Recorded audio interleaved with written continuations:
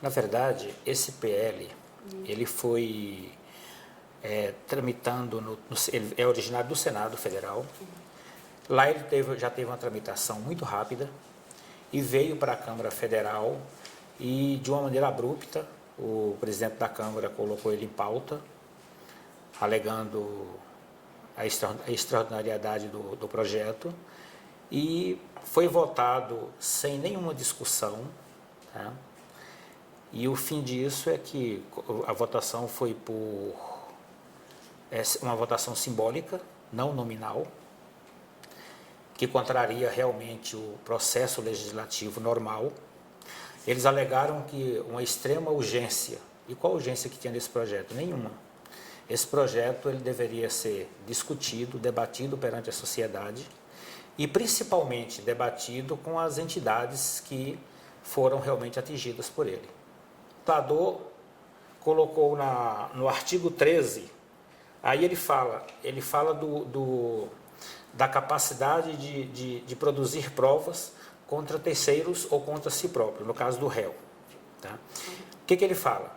Que no interrogatório policial, você não pode constranger o réu ou fazer com que o réu sinta-se tão se fragilize e faça a prova contra si próprio ou contra terceiros. Só que na técnica de interrogatório, você faz exatamente isso. Você vai minando o interrogando de maneira que ele, lá na frente, ele confesse o crime ou fale realmente de alguma notícia sobre a ocorrência do crime.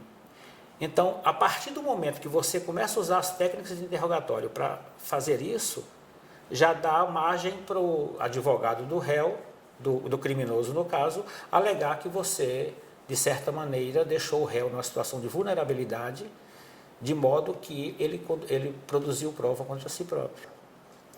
O artigo 30, ele fala o seguinte: o policial não pode iniciar uma investigação sem uma justa causa fundamentada. Ora, então se você tem uma notícia da ocorrência de um crime, chega alguém na delegacia e dá notícia, olha, fulano tem várias pessoas no bairro tal traficando. Aí você não tem nada de fundamentado nisso. Qual é o papel do policial nesse momento? Averiguar se realmente aquele crime está ocorrendo. Se ele iniciar essa investigação sem uma causa fundamentada, ele responde. Ou seja, limita mais uma vez a ação. 34. Quando você fala, esse aqui já é mais para os delegados condutores dos inquéritos e, no caso, já no judiciário também. Ele fala que se você deixar de corrigir erro relevante, você responde. Agora, veja só, o que é erro relevante? De repente, para o policial que está ali em campo, naquela ação policial, aquele ato, aquele momento ali não aconteceu um erro relevante. Mas o erro relevante seria de quem, no caso do... No caso do investigador ou do juiz que está condenando, entendeu? Se a parte prejudicada, na sua defesa, alegar que houve um erro relevante, eu posso chegar e falar, não, mas isso aqui não é um erro relevante.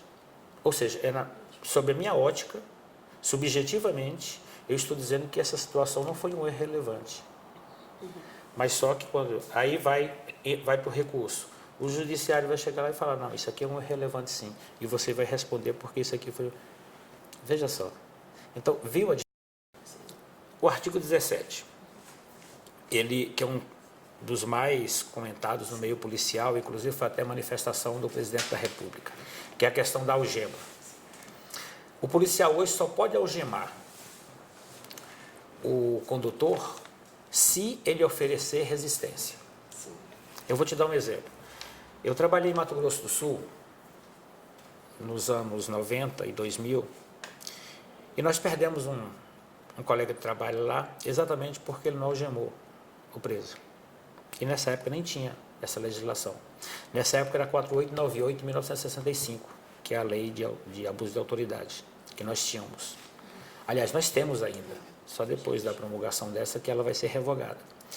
E ele deixou de algemar e colocou o preso, conduzindo o preso no banco de trás, e o preso segurou ele pelo pescoço, tomou a sua arma e o assassinou. Esse preso não tinha oferecido nenhuma resistência. Ele foi rendido tranquilamente, colocado na viatura, e ele entrou na viatura sem oferecer qualquer resistência, o bonzinho, e dentro da viatura os colegas relaxaram naquela situação de não perigo, e o perigo veio imediatamente.